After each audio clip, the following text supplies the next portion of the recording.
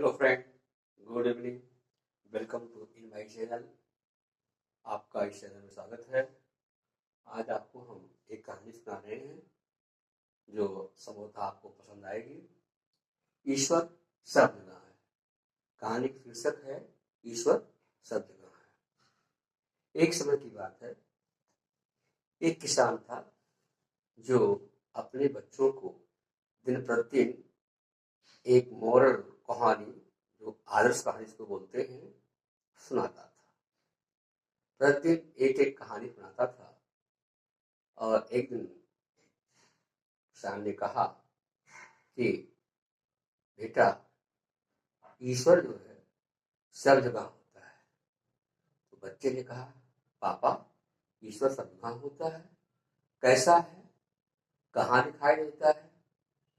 तो पिताजी ने कहा कि बेटा, ईश्वर दिखाई नहीं पड़ता है, लेकिन सब जगह होता है। वो आपको दिखाई नहीं पड़ेगा, लेकिन हर जगह होता है। सब चीज में ईश्वर व्याप्त है।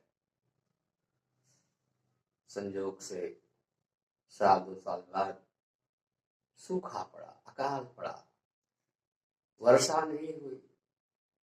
तो जो लोग धनाढ्य थे, किसी तरीके से अपना खेती करके फसल उगा रहे थे। किसान जो था बहुत उदास था। सोचा कि क्या करूं, कैसे करूं, घर खाने को उड़ाने पड़ रहे हैं, क्या करूं? विचार किया एक दिन और अपने बेटे से कहा कि बेटा, चलो रात में कुछ काम किया जाए। किसान ने कहा, क्या पिताजी? हमारे पास तो रात्रि में बताते हैं। लड़का पिताजी के साथ चल दिया। रात्रि में देखा कि किसान का खेत फसल से लहलहा रहा है और उसमें बड़ी बड़ी बालियां हैं। सोचा कि इस खेत से कोने से बाली काट करके और उसको बोरे में भर करके अपने घर ले चलूंगा। ये विचार करके लड़के को अपने पास ले गया। किसान मस्त होकर के किसान अपने खेत में, दूसरे खेत में काटने लगा और अपने बेटे से कहा कि बेटा, देखो कोई आ नहीं रहा है। जैसे ही किसान बाल को काटना चाहा, तब लड़के ने कहा, पिताजी पिताजी, कोई आ रहा है,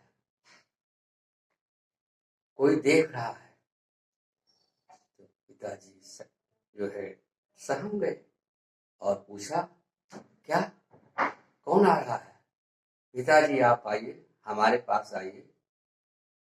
पिताजी सामने सामने जाते और पूछते कि बेटा क्या है, कहाँ है, कौन दिखाई दे रहा है? तो उस बच्चे ने कहा, पिताजी शायद आप भूल रहे हैं, ईश्वर देख रहा है। क्यों? कहाँ ईश्वर है? जैसे आपने बताया था कि कहानी में कि ईश्वर सब जगह है। जैसा हम कर्म करते हैं, जैसी हमारी भावना होती है, जैसा हमारा व्यवहार होता है, सब ईश्वर देखता है। उसका लेखा जोखा उसके पास होता है। आप ही ने कहा था। तो यहाँ पर तो कोई नहीं है, लेकिन ऊपर वाला अर्थात ईश्वर देख रहा है। इस बात को सुन करके पिता बहुत शर्मिंदा हुआ और वापस अपने घर चला आया और कहा, अब हम किसी तरीके से मेहनत करके, मजदूरी करके अपने परिवार का पालन पोषण करेंगे। तो इस कहानी से मुझे शिक्षा मिलती है कि हमें अपने ऊपर, अपने काम पर विश्वास करना चाहिए।